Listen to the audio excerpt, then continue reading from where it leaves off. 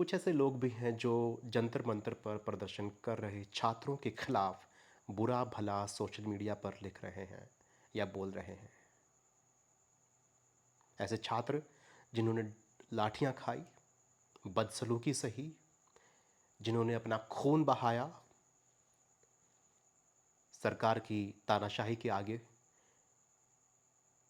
वो मासूम 15, 16, 17, 18, 20, 22, 25 साल के युवक युवतियां, उनके खिलाफ भी कुछ लोग लिख रहे हैं, अभद्र भाषा का इस्तेमाल कर रहे हैं। अगर आप ध्यान से देखेंगे तो ये वो लोग हैं जो या तो सरकार से डायरेक्ट कोई ना कोई फ़ायदा ले रहे हैं। सरकार के नुमाइंदों ने कोई उनको पद दे दिया है, कोई प्रतिष्ठा दे दी है, या ये वो लोग हैं जो भारतीय जनता पार्टी के कार्यकर्ता हैं, या ये वो लोग हैं जो भविष्य में बीजेपी के साथ मिलकर के अपनी राजनीति को चमकाना चाहते हैं। एक बात तो स्पष्ट है, ये संवेदनशील लोग नहीं हैं, या तो ये वो लोग हैं जो असंवेदना से भरे हुए हैं, घृणा से भरे हुए हैं। किसी बुराई को देख करके, किसी की पीड़ा को देख करके, किसी के आंसुओं को बहते देख करके इनको शायद कोई संवेदना महसूस नहीं होती।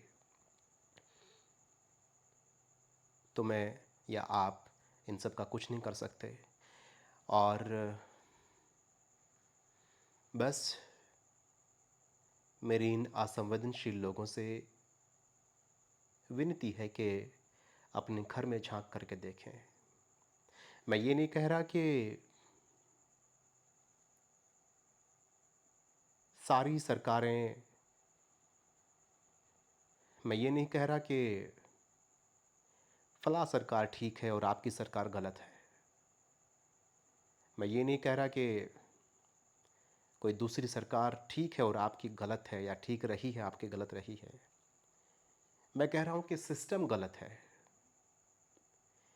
जब से हमने होश संभाला, जब से हमने घर से बाहर निकले, पढ़ाई लिखाई करने शुरू की, समाज का सामना शुरू किया, सरकारी तंत्र का सामना शुरू किया, तब से ही तब से ही ये तंत्र में बहुत खामियां हैं, सिस्टम में। लेकिन उन खामियों के लिए हम किसके पास जाएं? उन खामियों के लिए सरकार के पास ही जाना पड़ेगा, और सरकार आज आपकी है, भारतीय जनता पार्टी की है। किसी और की होती तो उसको भी कहते हैं। और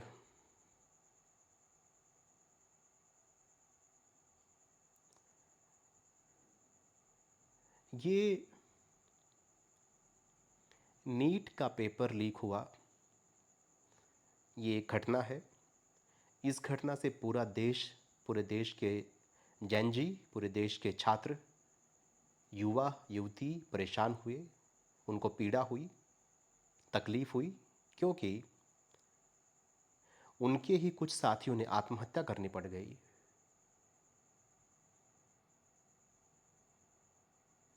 और वो सड़कों पर आ गए, सरकार से मांग करने लगे, प्रदर्शन किया इस तंत्र को ठीक करने के लिए, सिस्टम को ठीक करने के लिए। लेकिन आज अगर जंतर मंतर पर देखें, या पूरे देश में जो आंदोलन आज हो रहा है उसको देखें, तो हर वो युवक युवती, महिला पुरुष, हर उम्र का जो पीड़ित कभी ना कभी हुआ है, किसी ना किसी तरह से उसको पीड़ा झेलनी पड़ी है सरकारी तंत्र से, सामना करते हुए आज वो अपनी आवाज़ उठाना चाहता है। उस वक्त जब कोई व्यक्ति किसी पुलिस स्टेशन गया अपनी किसी शिकायत के लिए, किसी प्रार्थना के लिए, पुलिस में उसको खुद धमकाया गया, उसको प्रताड़ित किया गया, उससे रिश्वत मांगी गई। वो गरीब जो रिश्वत नहीं दे सकता था, वो परेशान हुआ। उस वक्त वो किसको शिकायत करे?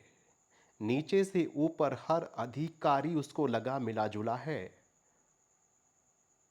शिकायत करने भी गया तो उसको ही धमका के या समझा के चुप करा दिया गया।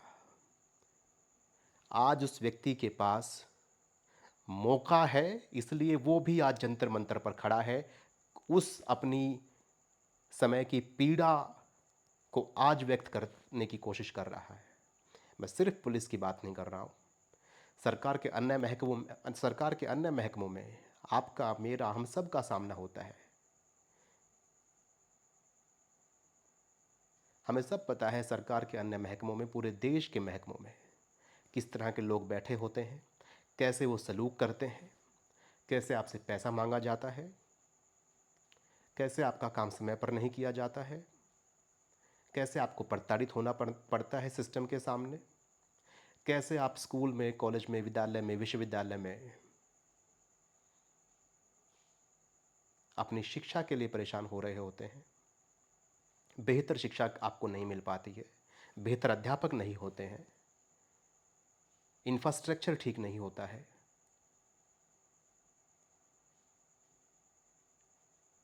अच्छे अच्छे पदों पर रिश्वत दे करके या अपनी जान पहचान निकाल करके ऐसे लोग भर्ती हो जाते हैं जिनमें काबिलियत नहीं है, और जब वो उन पदों पर चले जाते हैं तो वो आपसे कैसा व्यवहार करेंगे, क्योंकि उनके पास काबिलियत नहीं है।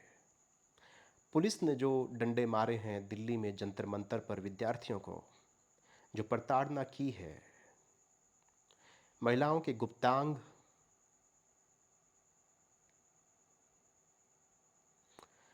मैं पूरा वाक्य नहीं बोल पा रहा हूँ। क्या ये लोग संवेदनशील हैं? क्या ये लोग संवेदनशील होते तो ऐसे चाटा मार देते किसी युवती को एक पुलिस वाला, ऐसे उस महिला के साथ दुर्व्यवहार कर देता वो? क्योंकि उनमें संवेदनाएं नहीं है। ये वो लोग हैं लेकिन जो पदों पर बैठे हैं। तो हमारे जब इनको भर्ती किया जाता है तो क्या, किस तरह की परीक्षा होती है? आपका पुलिस से आमना सामना हुआ है बाहर रोड पर, अन्य किसी जगह, उनके दफ्तर में, उनके कार्यालय में, हमें लगता था पुलिस रूड क्यों है, पुलिस भी अच्छे सलीके से बात क्यों नहीं कर सकती है हमसे।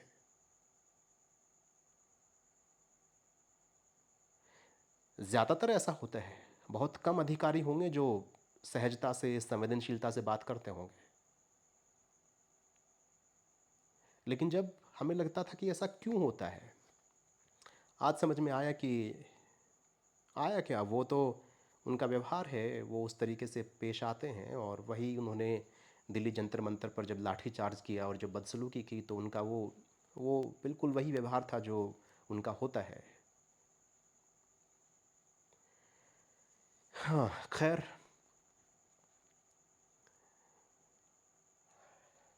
मैं भी एक ऐसा पीड़ित व्यक्ति हूँ जिसने कई बार अपने इस जीवन में सरकारी तंत्र के सामने झुकना पड़ा है, के सामने परेशान होना पड़ा है, चाहे वो किसी भी रूप में हो, किसी भी महकमे में हो।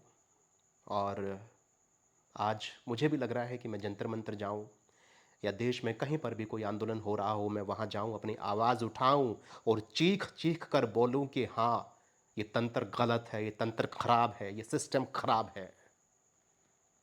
चीख चीख कर बोलूं कि ये देश अच्छे हाथों में नहीं है। सिर्फ वोट बैंक की राजनीति होती है, उसका वोट कैसे बढ़े। इन नेताओं के भाषण सुनो यार, उन भाषणों में आपको क्या मिलता है? रट्टी रटाई चीज़ें, रट्टी रटाई चीज़ें। क्यों नहीं कोई क्रिएटिविटी होती है उन स्पीच में? कोई रचनात्मकता क्यों नहीं होती इनके भाषणों में?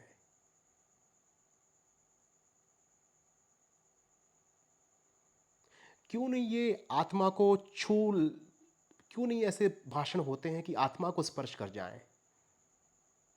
क्यों? क्योंकि ये हृदय से बात नहीं करते, ये बहुत सोची समझी चाल के साथ अपने भाषण देते हैं, सोची समझी चाल के साथ अपनी बात करते हैं।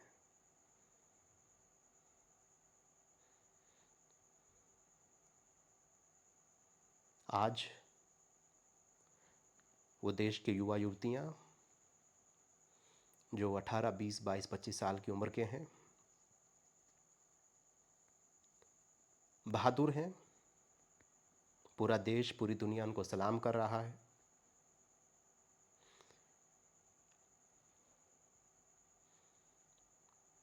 जानते हैं अपनी बात करना, अपनी बात रखना, अपनी अपने हकों की लड़ाई लड़ना।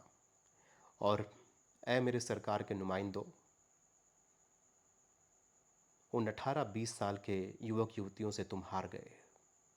उन 18-20 साल के युवक युवतियों को तुमने पीटा, तुमने मारा, जो कि सिर्फ अपना शांति के साथ प्रदर्शन कर रहे थे।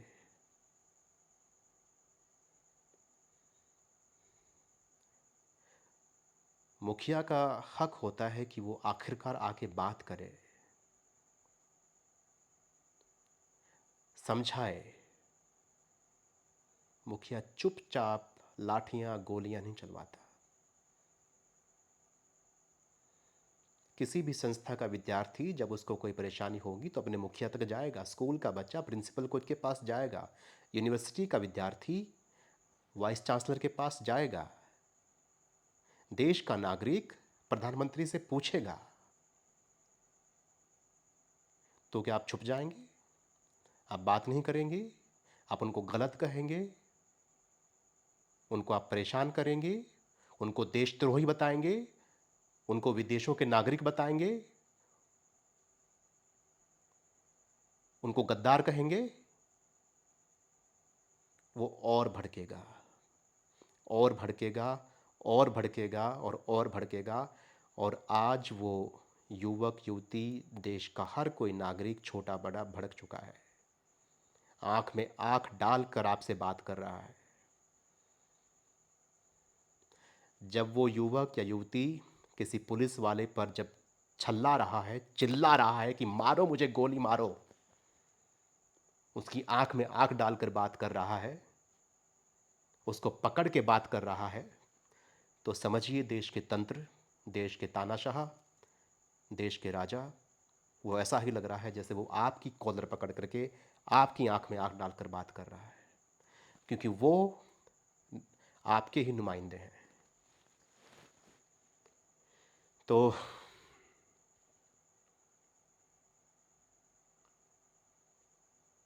उम्मीद है आने वाला समय अच्छा होगा। उम्मीद है कि देश कभी ना कभी तो ठीक हाथों में जाएगा। ठीक हाथों में नहीं जाने से मेरा मतलब है कि आप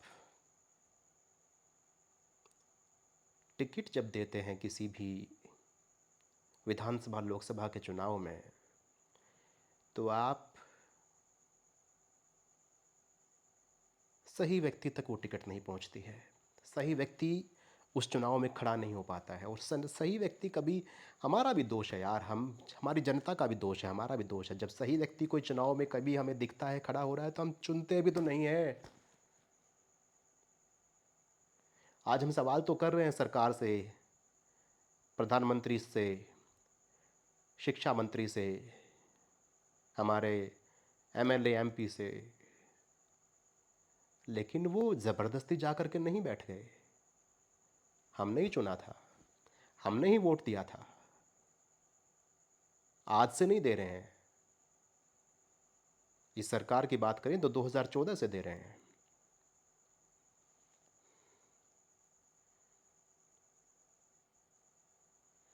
ये भी हमारा तंत्र खराब है कि हम सही व्यक्ति को नहीं चुन सकते हैं।